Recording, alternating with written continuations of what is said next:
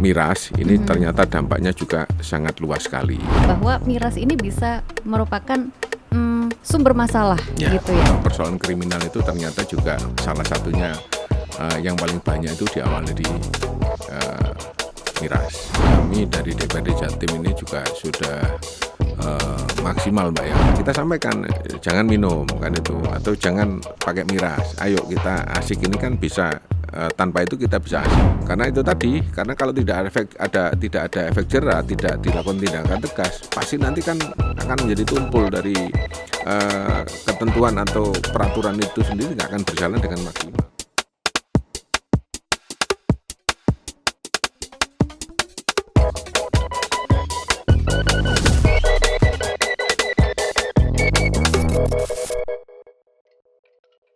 Halo sedulur Kompas TV, bagaimana kabar Anda? Mudah-mudahan dalam kondisi sehat dan dilancarkan segala urusan ya. Senang sekali saya Elisa Widya bisa menyapa Anda semua dalam podcast saja, Sapa Jawa Timur. Dan hari ini kita membahas topik yang bisa dikatakan cukup sensitif ya, yaitu dampak publikasi miras di sosial media dan kelengkapan izin edarnya. Karena apabila kita berbicara ya mengenai penjualan miras ini tidak bisa sembarangan, terutama di era digital sekarang harus ada regulasi yang ketat dan juga masif agar menghindari ya hal-hal yang tidak diinginkan. Karena kalau tidak ada peraturan yang ketat nih, wah pasti resikonya nggak main-main, bisa ada masyarakat ini bisa rugi, kurang lebih seperti itu. Nah, untuk lebih tahu bagaimana penjualan miras sendiri, terutama di era digital saat ini, kita akan mengupas tuntas, meninjau dan segalanya ke tamu spesial hari ini yang sudah hadir di studio dari Komisi A DPRD Jawa Timur fraksi Golkar. Kita sapa terlebih dahulu ya Bapak Sumardi SHMH. Assalamualaikum warahmatullahi wabarakatuh, Pak. Waalaikumsalam Mbak Lisa. Pak, kan ada jargon nih, tak kenal maka tak sayang. Kalau kenal hati-hati terlalu sayang. Maksudnya nanti kita menyayangi untuk apa? Saling bersinergi begitu Pak, antara fungsi pengawasan DPRD Jawa Timur juga untuk pemirsa nih, untuk sedulur Kompas TV. Nah, sekarang kelihatan sibuk banget ya. Terima kasih sudah menyempatkan hadir di podcast Sapa Jawa Timur hari ini. Panjenengan kan advokat nggih. Kemudian ini saya sudah sempat kepo Instagramnya ya, di @caksumardijoker karena dapil Jombang Mojokerto ya. Sekarang aktif sebagai Ketua Dewan Pimpinan Daerah 12 Baladika Karya Jawa Timur dari tahun 2018 hingga sekarang di Golkar. Kemudian jadi sekretaris juga untuk Sentral Organisasi Karyawan Swadiri Indonesia Jawa Timur tahun 2022 ya sampai 2027 nih, organisasi yang didirikan oleh Golkar, sekaligus Wakil Ketua Komite Nasional Pemuda 2019 hingga sekarang, dan juga pengusaha ya, Direktur Utama PT Amanah Amarta. Nah, ini bagaimana dari advokat perjalanannya, cerita sedikit dong Pak, kan tak kenal maka tak sayang tadi. Sekarang akhirnya merambah ke politik karena hukum politik sesuatu yang bisa dilihat ini bertentangan. Tetapi bagaimana? Apakah ingin memang berimprovisasi terus atau bagaimana ini? Ya seperti itu Mbak Lisa. Iya. Memang proses ini kan memang serba tidak terduga ya, sampai hari ini saya berkarir di politik. Memang awal-awal itu tidak punya pemikiran bahwa ternyata saya berakhir di karir politik. Memang target waktu itu ingin menjadi pengusaha sekaligus sebagai seorang advokat. Karena memang dilahirkan pada saat itu dari pergerakan Mbak Lisa. Kebetulan dulu juga kita lahir di pergerakan dunia aktivis. Terus akhirnya dari pergerakan itu kita sering terlibat di persoalan-persoalan yang ada di lapangan di masyarakat ya, sehingga akhirnya saya memutuskan untuk menjadi seorang advokat. Kebetulan kemarin juga ada beberapa lembaga bantuan hukum yang kita dirikan. Dari situ kita kembali kepada pengabdian masyarakat. Pengabdian masyarakat terkait dengan pendampingan hukum gratis ya. Menarik sekali. Pendampingan hukum gratis bagi masyarakat yang nggak mampu. Dari proses itu mulai kita ternyata dunia lapangan, dunia aktivis yang pernah kita jalani waktu itu ternyata ini kok masih belum bisa kita tinggalkan sama sekali ya. Terutama pada saat sudah betul-betul terjun ke masyarakat dengan kita ingin pengabdian, salah satunya memberikan bantuan hukum, pendampingan hukum, sampai akhirnya dengan gratis ini kan ternyata juga perlu dukungan-dukungan lain. Nah, akhirnya kita buatlah perusahaan ya. Tujuannya hampir sama. Saya buat untuk bagaimana perusahaan ini nanti juga bisa punya manfaat untuk masyarakat, bagi yang ingin bekerja, bagi yang ingin dibantu dari sisi-sisi paling enggak teman-teman yang pengangguran bisa kita coba untuk bantu dari sisi itulah. Jadi ya mungkin lahirnya dari dunia pergerakan ya, dari apapun itu akhirnya kita ingin bersentuhan terus dengan masyarakat ya.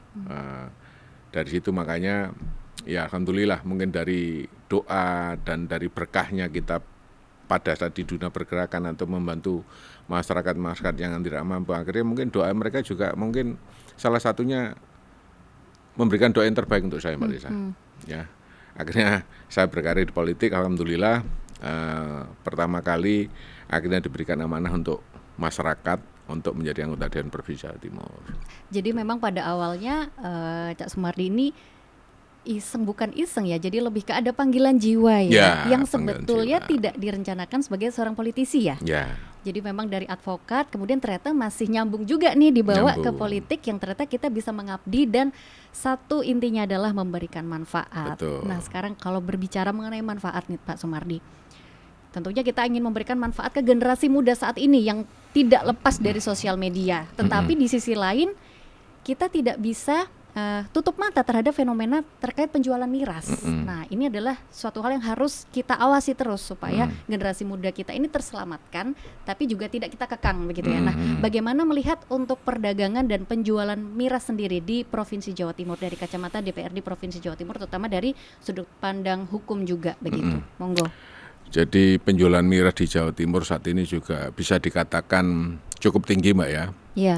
Apalagi cukup variatif juga ya jenis mirasnya, mulai kelas rakyat sampai kelas di atas rakyat kan itu. Jadi peredarannya juga masih melakukan peredaran dari beberapa jalur ya, baik jalur melalui sosmed maupun juga melalui COD atau melalui jalur-jalur yang lain. Bahkan juga kemarin itu sempat ada kegiatan-kegiatan masyarakat itu ada yang menjual on the spot ya, on the spot ditawarkan secara langsung seperti itu di masyarakat yang berkegiatan. Nah ini kan memang pergerakan atau penjualan miras di Jawa Timur sudah sangat luar biasa sebenarnya. Apalagi dengan jalur-jalur penjualan yang cukup variatif seperti itu, dan juga secara digital saat ini juga bisa digunakan ya untuk melakukan penjualan secara daring.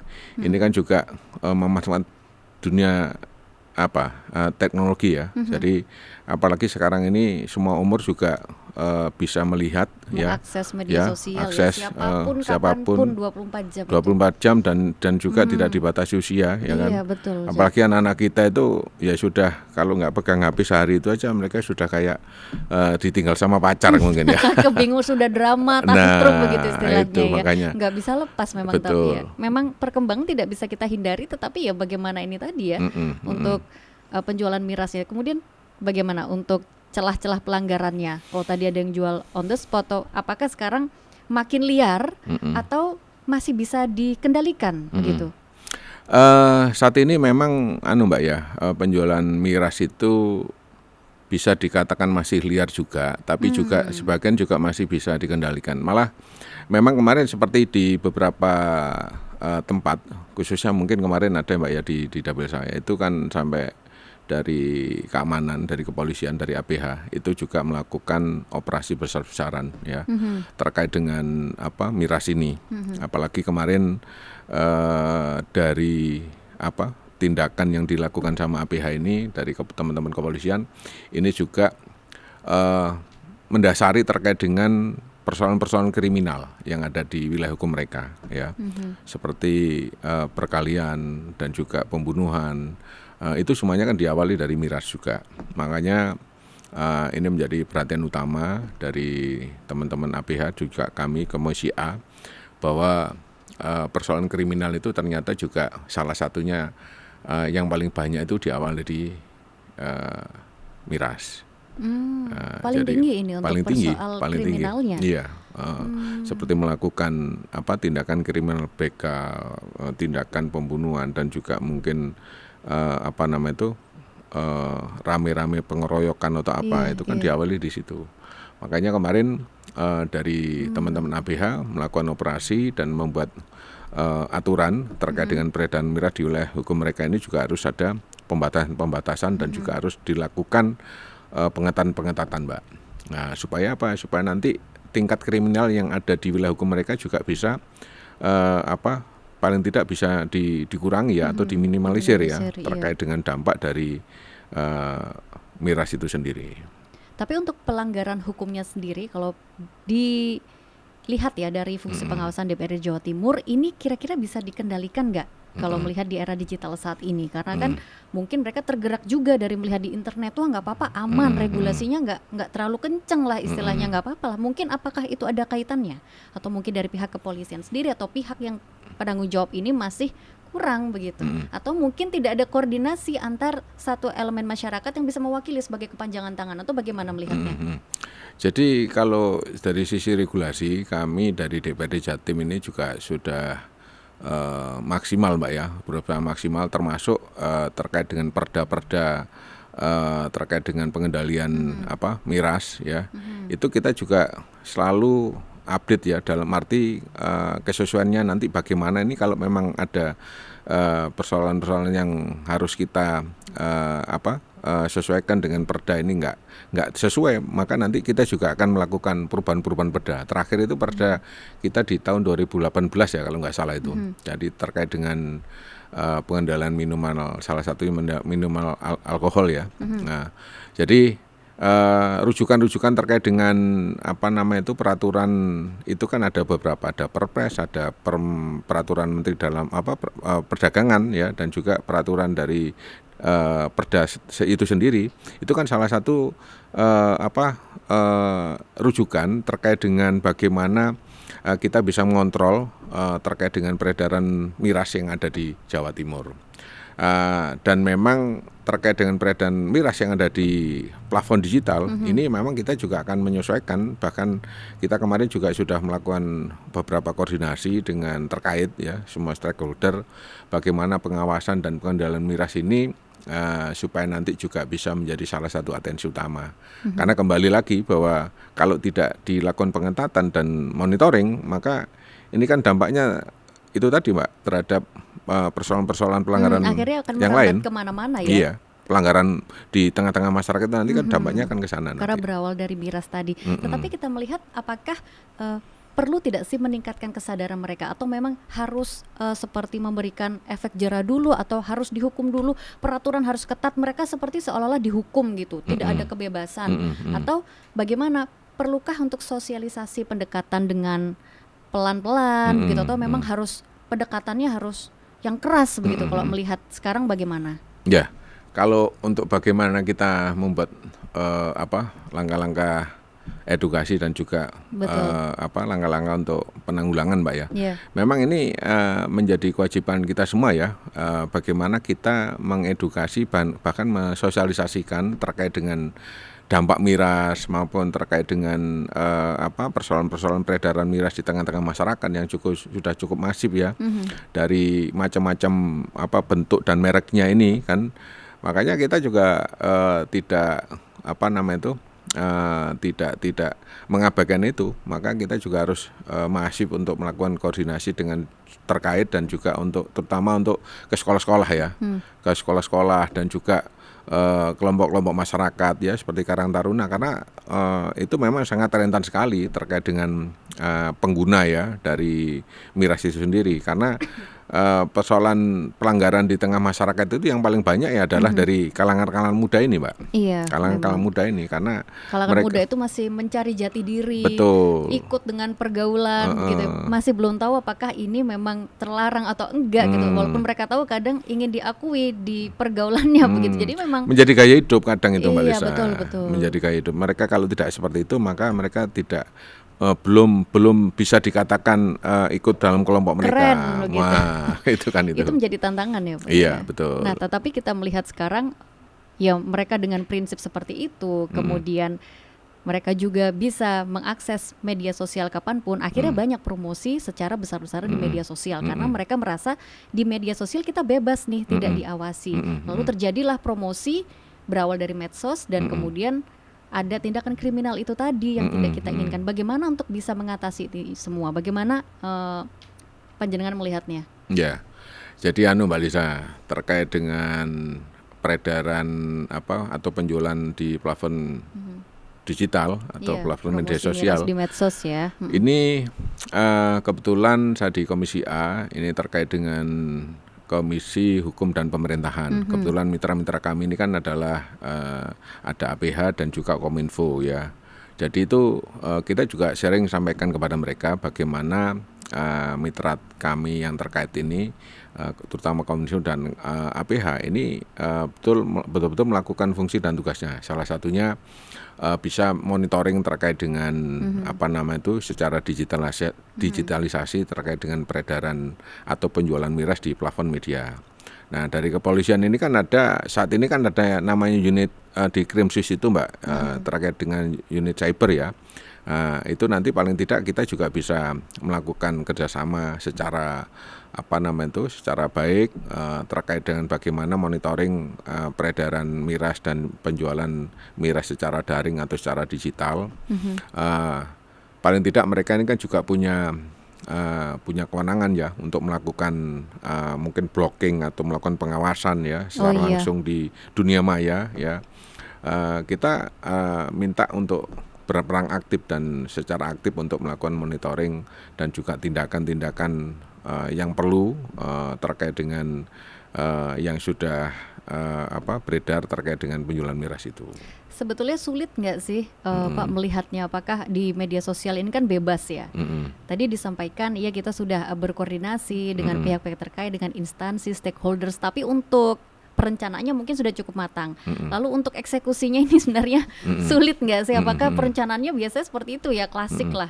Oke, perencanaan sudah bagus sekali, tapi saat eksekusi, waduh, nggak mudah nih. Bagaimana? Apakah sampai sekarang dirasa masih longgar loh Pak? Bagaimana betul. itu? Makanya dari teman-teman Satpol PP ini kan juga sebagai perangkat polisi perang praja ya, yang selama ini ya kita mencoba untuk berkolaborasi antara Satpol PP dan juga dengan teman-teman APH yang lain, dan juga kami sebagai sebagai dari Dewan Provinsi Jawa Timur, kita juga ingin terlibat secara aktif.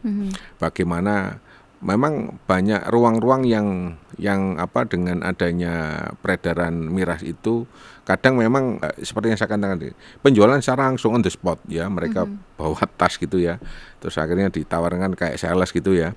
Nah, itu secara langsung kepada masyarakat. Mereka tahu kelompok-kelompok mana yang nanti menjadi sasaran mereka kan itu. Nah, ini kan itu juga salah satunya cara terbaru ya. Biasanya kan beli di toko atau beli di mana kan itu secara daring atau langsung on the spot di tokonya. Kita bisa tahu ya, oh berarti tokonya di sana, di jalan apa. Kita bisa monitor ya secara langsung dari dekat atau dari jauh, bahkan mungkin kita bisa melakukan pengawasan on the spot di situ karena toko ya.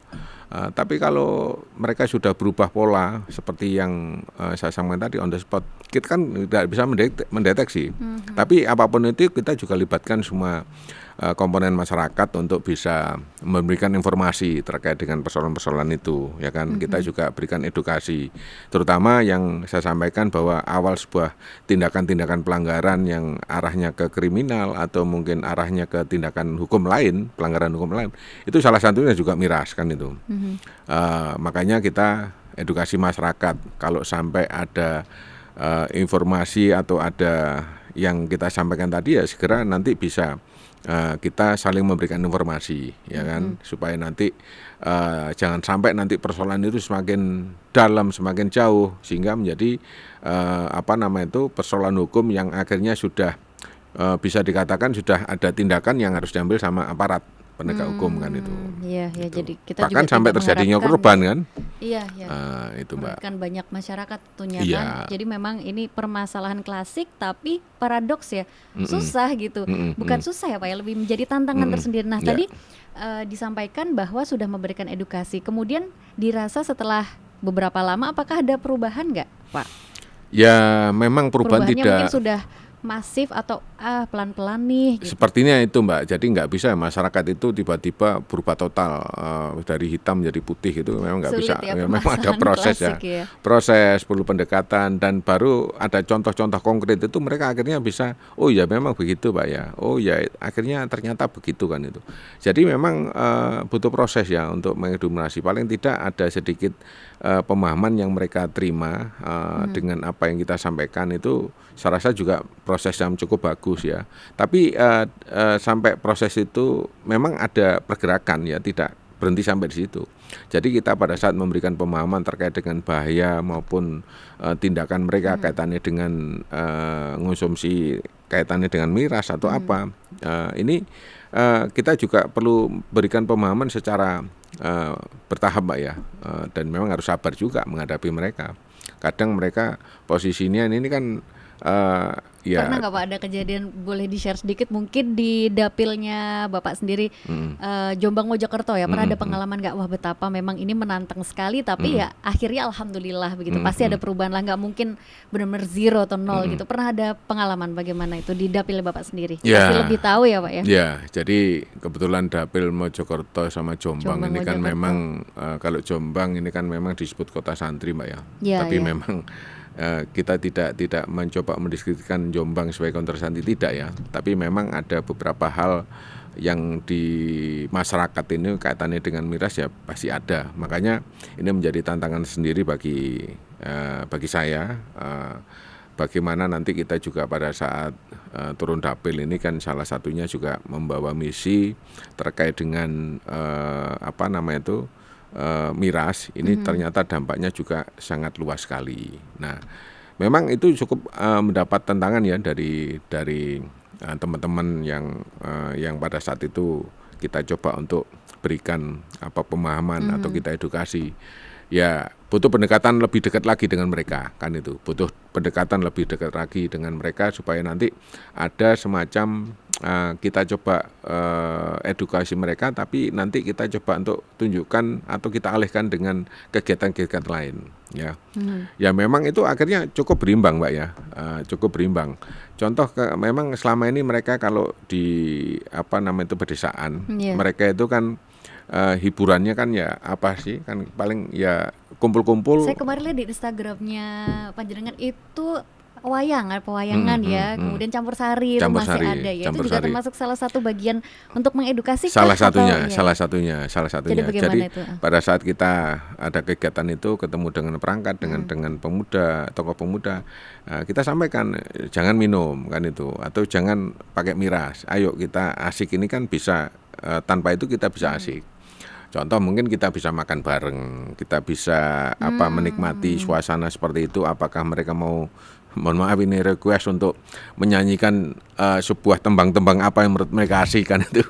Nah, kita coba untuk ajak mereka lebih akrab ya. Iya, gitu ya. ke sana makan bareng. Terus apakah ada pengganti lain yang lebih bisa membuat suasana ini lebih dekat dengan mereka kan itu Mbak. Nah, ini akhirnya juga bisa membuat mereka itu bisa merasakan ya bahwa namanya keakraban, kehangatan itu juga bisa dari sisi lain juga bisa dirasakan juga gitu loh. Gitu. Kalau menurut Cak Sumardi sendiri sebenarnya regulasi yang paling tepat seperti apa sih? Atau memang harus regulasi langsung atau kayak tadi pendekatan pelan-pelan? Tapi memang butuh proses ya, itu bagaimana melihatnya? Untuk di Jawa Timur sendiri ya, terutama di dapilnya Cak Sumardi. Ya kalau regulasi memang harus jelas tegas Mbak ya, karena sebagai harus tegas ya? Ya harus tegas karena regulasi ya, berupa peraturan daerah atau mungkin berupa Tapi karena ada yang bilang begini Pak, prinsipnya anak-anak muda sekarang walaupun nggak semua peraturan dibuat untuk dilanggar gitu. Jadi memang bagaimana ya, tidak mudah juga. Iya. Bagaimana sebagai fungsi pengawasan ini tentu menjadi tantangan tersendiri. Betul. Dong ya. Makanya bagaimana kalau itu? terkait dengan regulasi kita memang harus tegas kan. Nanti kalau memang di prosesnya itu harus ada diskresi, nanti kan kita melihat dulu apa yang mendasari kita memberikan diskresi itu kan. Oke, oke. Karena memang masyarakat ini kalau aturannya dibuat abu-abu, maka semakin tidak memberikan edukasi yang Ya, baik, itu Pak maksud saya tidak bisa abu-abu memberikan tadi. efek jerah yang baik kepada mereka gitu Mbak Lisa. Makanya kalau ngomong regulasi ya sudah kita harus apa adanya, harus tegaskan itu. Kalau memang nantinya pada saat terjadi persoalan pelanggaran, kalau memang harus ada semacam kebijakan atau diskresi, bahkan sampai adanya restorasi justice ya. Nah itu kan kembali kepada kondisi pihak-pihak yang ada kan itu. Karena restorasi justice itu kan bisa terjadi kalau nanti pelanggaran hukum ini semua pihak ini bisa menerima kan. Mungkin sampai terjadinya sama-sama kemasukan itu bahan-bahan seperti itu, terus akhirnya sampai terjadi perkelahian, sampai terjadi penganiayaan dan sebagainya kan itu. Ini kan ada pelanggaran hukum yang nantinya bahkan kemarin di dapil saya kan sampai awal terjadinya tindak pembunuhan ya, itu kan salah satunya juga jadi miras kan itu. Nah ini saya juga mendengar sendiri dari teman-teman APH, makanya di dapil saya itu terkait dengan peredaran miras cukup diperketat Mbak ya, secara masif, bahkan hampir setiap minggu hari-hari Sabtu atau hari-hari tertentu yang bisa dikatakan ini tempat hari-harinya anak-anak muda ya. Ini dari APH juga melakukan operasi yang cukup masif ya terkait dengan antisipasi jangan sampai terjadi tindak kejahatan yang ada di sana. Baik, mengerikan ya kalau tadi ada statement ternyata pembunuhan itu juga berawal dari miras. Ini mungkin sebagian besar masyarakat sudah menyadari, tapi perlu kita ingatkan kembali ya bahwa banyak loh yang mungkin tidak terfikirkan bahwa miras ini bisa merupakan sumber masalah gitu ya. Kalau orang-orang bilang ya troublemaker-nya ini jadi memang salah satunya ya, tapi tadi disampaikan memang bisa memberikan dampak yang begitu besar. Lalu bagaimana sih sebenarnya keterlibatan masyarakat sendiri setelah diberikan regulasi seperti ini, edukasi seperti ini, apakah mereka juga ingin terlibat, proaktifkah atau mereka bagaimana responnya mereka sejauh ini, atau antipati kemudian seperti tidak bisa dikomunikasikan ini, akhirnya pakai cara yang lebih agresif atau bagaimana? Pendekatan asertif itu apakah cukup membantu sejauh ini? Ya, kita memang harus melibatkan semua stakeholder Mbak ya, terutama tokoh masyarakat maupun tokoh agama yang ada di lingkungan masyarakat itu sendiri. Karena memang kalau kita fokus bergerak sendiri, sementara budaya dan kearifan lokal yang di sana ini kan kadang juga tidak sesuai dengan apa yang menjadi mindset yang akan kita bangun di situ kan. Oh begitu ya. Jadi antara desa satu dengan desa yang lain kadang-kadang juga beda sudah secara daya pandang maupun juga kultur, makan juga dari mohon maaf ini SDM masyarakat itu ya kan kadang juga berbeda desa satu dengan desa yang lain. Maka ini perlu kita melibatkan beberapa stakeholder yang ada, pemerintah desa maupun tokoh masyarakat atau tokoh agama yang di sana yang dipandang paling tidak mereka ditokohkan kan itu. Jadi kalau sampai terjadi seperti itu, kita juga bisa memberikan sosialisasi, bahkan memberikan edukasi terkait dengan bahaya miras atau terkait dengan dampak dari miras itu ternyata cukup bervariasi ya, bahkan mulai ringan sampai yang terberat kan itu. Makanya memang ini kadang dari mereka sendiri tidak menyadari Mbak dampaknya ke sana, karena kalau sudah seperti itu kan kadang kesadaran itu hilangnya sekian persen kan itu Mbak Lisa. Jadi kadang pikiran-pikiran atau hal-hal di luar dari kontrol kita, bahkan di luar dari kontrol nalar kita itu kan kadang timbul gesekan-gesekan yang terjadi sesaat. Makanya kita sering menyampaikan kepada semua pihak, terutama masyarakat yang ada di yang sering ketemu dengan kami, kita sampaikan bahwa salah satu bahaya pelanggaran pelanggaran hukum itu salah satunya juga dari situ. Jadi kita minta mereka juga ikut berperan aktif ya, membantu melakukan pencegahan, melakukan sosialisasi, dan juga melakukan mitigasi juga ya, bagaimana karena mereka cukup paham terkait dengan lingkungan masyarakat yang di sana. Supaya apa? Kita sebagai DPRD juga berharap bahwa keterlibatan langsung dengan semua pihak ini juga bisa menjadi salah satu pencegahan yang luar biasa ya, yang paling utama. Karena kita DPRD ini kan nggak bisa bergerak sendiri kan gitu Mbak. Walaupun kita bicara masalah kita punya hak untuk mengawasi dan membuat undang-undang ya, tapi kita butuh pihak-pihak yang lain yang terkait ya. Bagaimana mereka bisa menjadi bagian terpenting bagi kami untuk ya satu sisi pengawasan, juga mereka juga bisa menjadi salah satu benteng awal untuk bisa melakukan pencegahan-pencegahan itu kan. Nah ini kita juga minta kepada mereka, makanya setiap kita terjun ke tengah-tengah mereka, kita juga memberikan salah satu topik-topik yang bisa membuat mereka itu mudah mencerna terhadap apa yang menjadi apa yang menjadi penyampaian kami ya, dengan bahasa kadang itu pakai bahasa yang paling sederhana lah, atau pakai guyonan atau bahasa apa, kekinian atau kearifan lokal yang lebih Betul. nyampe lah pesannya untuk Betul. terjadilah komunikasi efektif, sehingga udah komunikasi efektif, pendekatan asertif. Tapi ternyata saya baru ingat ini Cak, jadi kapan hari itu viral di sosial media TikTok, mungkin sedulur Kompas TV juga pernah tahu, mungkin Cak Sumardi melihat ya di sosial media ada yang baru viral itu pembagian miras di saat seusai acara runner gitu, di salah satu produk minuman ternama. Nah, tentu ini netizen ini tidak sengaja membagikan karena niatnya adalah selebrasi sudah mencapai garis finish sekian Saking senengnya kilometer. gitu ya. Senangnya ternyata dia tidak tahu bahwa ada pembagian miras di situ. Nah, ini kan sebenarnya berbahaya. Netizen tidak sadar bahwa ini secara tidak langsung seperti promosi miras, tanda kutip ya. Tapi sebenarnya kita tidak ada niat seperti itu. Nah, itu bagaimana Cak Sumardi melihatnya? Apakah memang berarti kesadarannya masih kurang, atau kenapa ini bisa terjadi gitu untuk mafia-mafianya belum bisa diberantas, atau bagaimana itu? Permasalahan klasik ya. Ya, Mbak Lisa. Ya memang melihat ini sangat disayangkan sekali, apalagi di situ banyak sekali anak-anak kecil. Ya, makanya memang kadang ya muncul namanya khilaf ini kan kadang-kadang juga di luar dari kontrol juga kan Mbak Lisa ya. Tapi apapun itu mereka juga sebenarnya harus sadar bahwa pada saat ya namanya waktu mereka mungkin merasakan kebahagiaan yang luar biasa, euforia yang luar biasa, jadi akhirnya kontrolnya jadi lepas kan gitu ya. Tapi apapun itu ya ini dilihat di platform media sosial ini kan yaitu tadi bahwa siapapun bisa melihat dan sewaktu-waktu, dan itu kadang juga menjadi contoh dan gaya hidup loh. Bahkan sampai yang tidak tahu, saya pun waktu itu termasuk tidak tahu apa ini viral, ternyata miras. Nah akhirnya kita jadi sadar gitu. Kasihan yang akhirnya tidak sadar jadi sadar, tapi hal yang tidak betul sebetulnya. Itu betul. Bagaimana untuk pengendalian di medsosnya ini bagaimana nih begitu? Makanya tadi kan kita sampaikan bahwa kita kan punya Kominfo, kita punya teman-teman APH yang ada di cyber ya. Memang patroli cyber ya istilahnya. Patroli cyber ya.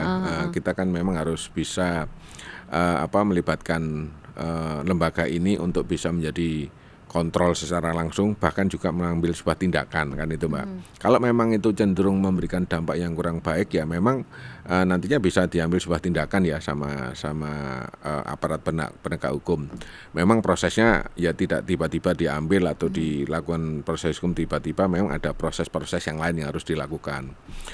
Supaya apa? Supaya nanti paling tidak masyarakat bisa tahu bahwa apa yang dilakukan atau yang ditayangkan di platform media sosial itu ternyata ada implikasi hukumnya kan itu. Jadi tidak akhirnya menjadi gaya hidup ya, sehingga akhirnya semuanya ikut-ikutan. Apalagi anak-anak muda kalau melihat mungkin merek tertentu yang dianggap ini bisa dikatakan luar biasa, maka mereka akan mencari itu kan itu. Mencari itu supaya bisa sama. Bahkan mereka niru-niru buat konten juga kan itu. Ini kan jadi repot. Apalagi kadang jadi apa ya, domino effect ya istilahnya. Apalagi masyarakat kita kan sukanya kan latah kan Mbak Lisa. Iya, FOMO atau latah. Jadi ini aku pengen viral harus seperti itu. Jadi kontennya akhirnya masif, kontennya bentuknya seperti itu. Cuma yang penting viral gitu. Sayang ya, akhirnya ternyata bukan ketindakan kriminal tapi tindakan yang viral-viral ini susah loh. Nah begitu kemudian bagaimana ini? Apakah memang perlu fungsi pengawasan yang lebih titip ya, Cak, gimana ini supaya acara-acara terutama sekarang banyak ya acara olahraga, apalah sekarang yang lagi banyak itu padel begitu, yang lagi FOMO begitu ya, atau Yeah. tenis waktu Yeah. itu, apalah itu banyak sekali. Itu mungkin bisa diketatkan lagi fungsi pengawasannya bagaimana itu untuk Mbak Lisa. acara-acara seperti yang acara kita menyebutnya acara offline ya, atau acara lapangan gitu yang wah seru sekali ini, dan itu pasti melibatkan banyak anak muda dan media sosial. Ini pas banget, ini bisa jadi target yang bisa diedukasi begitu. Bagaimana tanggapannya? Ya, kami sebagai DPRD Provinsi Jawa Timur, ini kan kita sangat menyayangkan itu, dan kita juga paling nggak menjadi evaluasi tersendiri lah Mbak Lisa, bahwa kami juga meningkatkan komunikasi dan juga kontrol atau pengawasan kami dengan semua pihak yang terkait, supaya kejadian itu tidak terulang ya. Dan ini kemarin kalau nggak salah itu juga ada proses hukum ya yang dilakukan terkait dengan konten yang viral itu. Kalau tidak salah kemarin kan juga ada proses yang sudah dilakukan. Cuma memang perkembangannya bagaimana kita belum mendapat info yang A1 prosesnya bagaimana. Tapi terutama maksud dan tujuannya dan sebagainya. Apa ada unsur kesengajaan atau memang sekedar itu efek euforia tadi kan itu ya. Karena saking senangnya ya sudah, wah ini secara tidak sadar akhirnya menjadi konten ya, apalagi mereka dinormalisasikan di acara seperti itu. Betul. Makanya kemarin sudah diambil ada proses yang dilakukan sama teman-teman APH terkait dengan itu, dan saya rasa ini juga menjadi jawaban ya bahwa fungsi kontrol dari kita dari terkait ya, dari kami sebagai DPRD dan juga dari teman-teman APH ini sudah melakukan dan sudah menyikapi terhadap viralnya konten itu, Mbak Lisa. Dan ini semoga nanti juga menjadi salah satu yang dilihat sama masyarakat, ternyata kejadian itu tidak bisa dibenarkan ya, dan itu implikasinya bisa jadi menjadi persoalan jeratan hukum bagi itu kalau mereka akhirnya mencontoh yang sama kan itu maka itu akan ada jeratan hukum yang diterima sama mereka. Bisa jadi nanti undang-undang ITE bisa masuk, atau mungkin bisa jadi menjadi pidananya juga masuk kan itu. Bahkan mungkin nanti akan menjadi sebuah rujukan dari BAP untuk melakukan tindakan proses hukum kepada mereka kan itu. Kalau untuk yang nggak sengaja tadi misalnya membuat kontennya tadi, saya tidak tahu ya kelanjutan informasinya apakah sengaja atau tidak. Tapi kalau nggak sengaja gimana, kan bisa jadi korban ya, niatnya hanya untuk euforia tadi, selebrasi, ternyata wah kena nih, gimana? Apakah harus ada mungkin tadi restoratif justice atau apalah itu penyelesaian hukumnya? Ya memang nanti Mbak Lisa, proses hukum pidana itu kan salah satunya mensreanya bagaimana ya. Niat jahatnya itu ya, niat awalnya itu bagaimana ya. Bahasanya kan mensreanya. Ada nggak niat jahatnya? Ada nggak niat awalnya itu kamu apa kan itu? Tapi memang niat kan tidak bisa diukur dengan hukum, Mbak. Niat itu niat jahat atau mensre awal. Kan itu. Iya, tapi nanti kan memang tidak hanya satu-satunya, kan butuh proses lagi kan. Contoh kalau kita atau seseorang itu melakukan pelanggaran hukum, bahkan itu sampai pidana, itu salah satunya kan penyidik akan melakukan mencari ya kebenaran dari niatnya itu sampai di mana, asal usulnya bagaimana, ada nggak mensrea jahatnya. Kalau mensreanya itu ada satu bukti sudah bisa dikantongi kan itu. Apalagi kalau ngomong pidana itu kan 2 alat bukti cukup, Mbak Lisa. 2 alat bukti itu berupa niat jahat dan juga bukti-bukti yang lain, saksi ya. Saksinya ini bisa dijadikan salah satu alat bukti nanti. Permulaan yang cukup kan itu. 2 alat bukti sebagai permulaan yang cukup untuk bisa dilakukan proses lebih lanjut kan itu. Jadi memang 2 komponen tadi ya mungkin bisa disampaikan ke masyarakat juga. Jadi buat yang nggak sengaja nih, wah masih ada unsur kelegaan lah, masih merasa terselamatkan supaya tidak terjebak juga begitu. Nah, untuk itu berarti memang harus ada perencanaan yang begitu teratur ya. Kita taunya ada Raperda, rancangan peraturan daerah soal penjualan miras terutama di medsos. Bagaimana dari Komisi A sendiri mengaturnya sejauh ini? Ya, Raperda kita ini memang kita terus melakukan penyesuaian Mbak.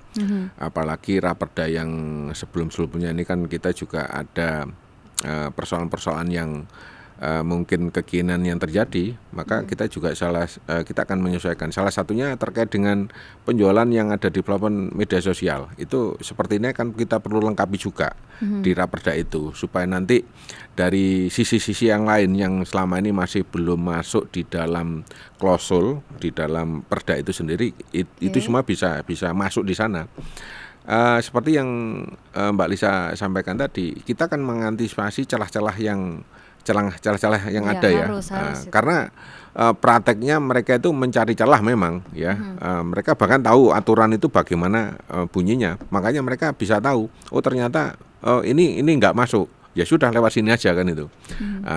Jadi menyiasati yang namanya perda tadi Mbak, atau menyiasati yang namanya aturan kan itu. Makanya Mbak Lisa tadi nyampaikan ada yang masyarakat nyampaikan ya aturan itu digunakan untuk dilanggar kan itu, bukan untuk dilanggar, tapi memang mereka paham betul aturan ini celahnya di mana, maka mereka akan mengambil celah yang ada di situ kan itu.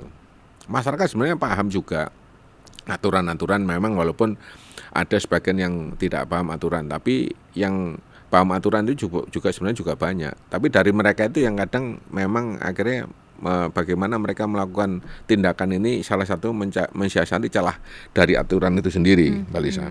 Jadi memang aturannya ini harus bisa dikatakan harus disesuaikan ya dengan karakter masyarakat, nggak sih? Bisa dikatakan seperti itu nggak? Kebijakan yang dibuat ini sesuaikan dengan karakter masyarakat, perlu tidak? Ada beberapa kriteria, bisa jadi salah satunya berdasarkan kriteria terhadap perkembangan sebuah persoalan-persoalan hukum yang ada di masyarakat, dan juga terkait dengan perkembangan terkini dari dunia perkembangan digital, ya.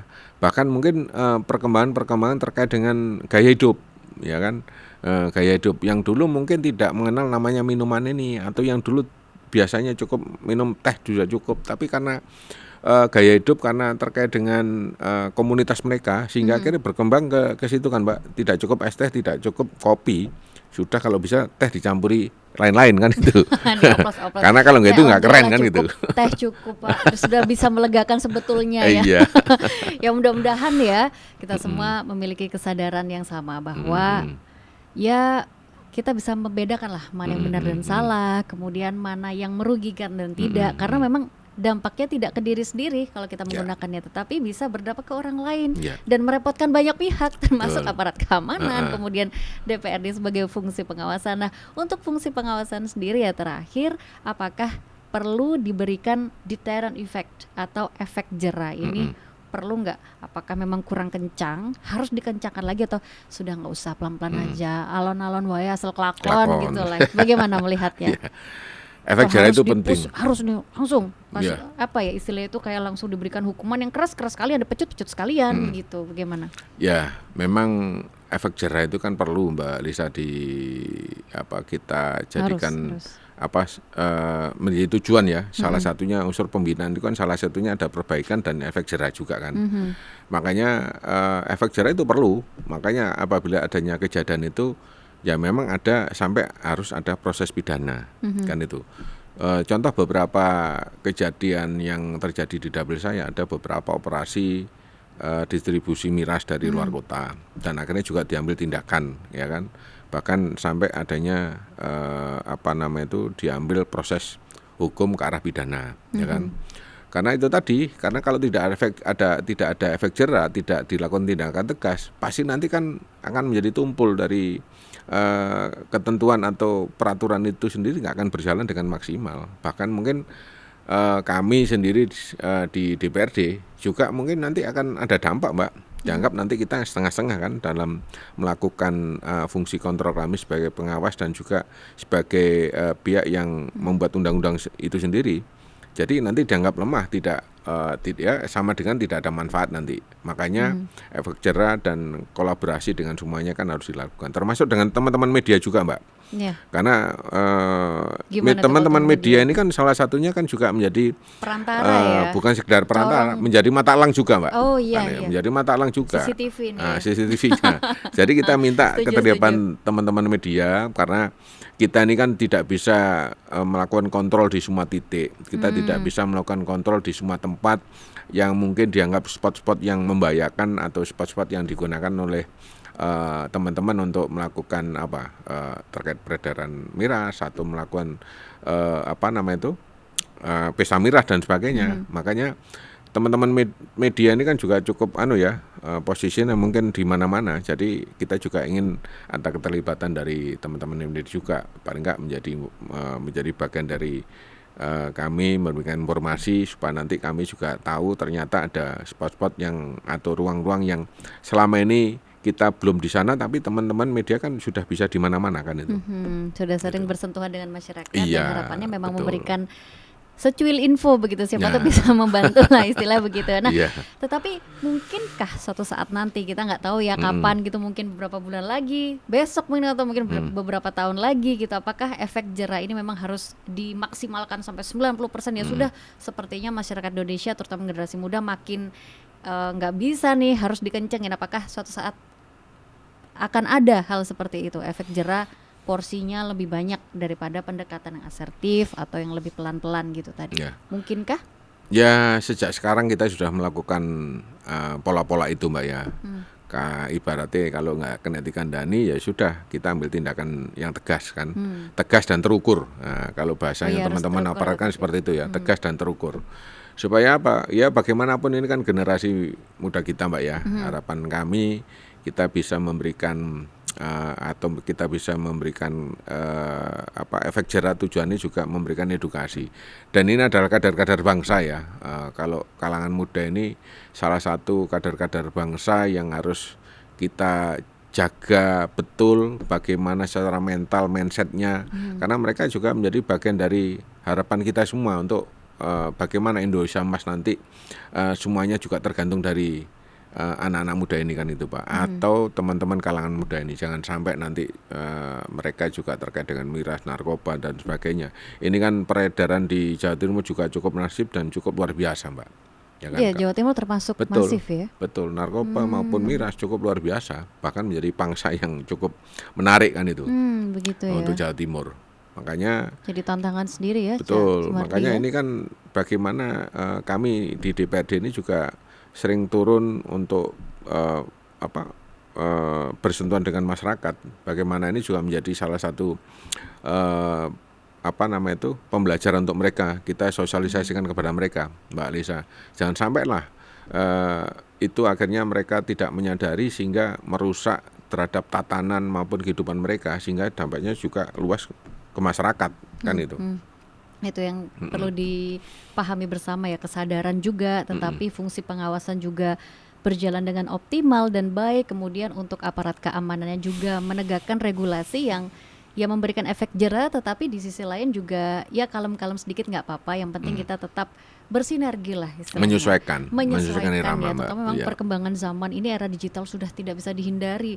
Di sisi lain banyak ada generasi muda yang menerima, tetapi generasi yang katakanlah milenial, boomers yang 40 tahun, 30 tahun, 50 tahun ke atas ini memang jadi tantangan tersendiri, nggak mudah. Dan untuk menyatukan itu semua memang sebenarnya jawabannya cuma satu, kita saling berkomunikasi ya, Cak Sumardi. Jadi itu bukan sesuatu yang mudah tapi nggak sulit juga gitu. Jadi memang harus bersinergi. Mungkin bisa disampaikan untuk pemirsa nih, untuk sedulur Kompas TV, sebelum kita mengakhiri podcast hari ini, monggo ada pesan-pesan apa untuk generasi muda sekarang, terutama terkait dengan penjualan miras untuk di sosmed, harus dikendalikan tuh bagaimana nih supaya ikut berhati-hati dan bekerja sama begitu. Apa namanya, Sedulur Kompas TV ya? Sedulur Kompas TV. Oh, Sedulur Kompas TV dan bolo-bolonya Cak Sumardi. Kan jargonnya sama ya, seduluran saklawase. Seduluran saklawase, Mbak Lisa. Pas, sudah sehati sebetulnya. Betul. Jadi Sedulur Kompas TV dan bolo-bolo Cak Sumardi, mohon diingat ya, miras itu juga tetap harus ada kontrol dan juga kita perlu mengantisipasi ya. Jangan sampai nanti dari itu semuanya akhirnya menjadi persoalan-persoalan hukum, karena kontrol nanti menjadi kurang sehingga kita lupa diri sehingga sampai adanya pelanggaran hukum. Jadi mari kita hentikan dan kita juga kembali jalani kehidupan kita, karena kalian juga salah satunya harapan bangsa, kader-kader bangsa untuk menyambut Indonesia Emas nanti. Kita juga butuh kalian untuk bisa menjadi bagian dari tonggak sejarah untuk kebesaran bangsa ke depan. Tonggak sejarah, mari maju bersama untuk Indonesia Emas 2045. Terima kasih Cak Sumardi atas waktunya. Pasti Ya, habis Mbak ini Lisa. akan banyak agenda lain ya. Ya. Sukses selalu. Terima kasih, Mbak Salam Lisa. untuk keluarga dan Sama-sama. teman-teman di Komisi A DPRD Provinsi Jawa Timur, di fraksi Golkar juga, Siap. dan teman-teman komunitas semua. Mudah-mudahan kita bisa bertemu lagi di lain kesempatan. Dan terima kasih juga atas kebersamaannya sedulur Kompas TV. Mudah-mudahan topik hari ini terkait dengan dampak publikasi miras di sosial media dan kelengkapan izin edarnya bisa memberikan manfaat untuk kita semua. Mari kita bergerak bersama untuk Indonesia yang lebih baik. Saya Elisa Widya pamit undur diri. Terima kasih atas kebersamaan Anda. Sampai jumpa. Wassalamualaikum warahmatullahi wabarakatuh.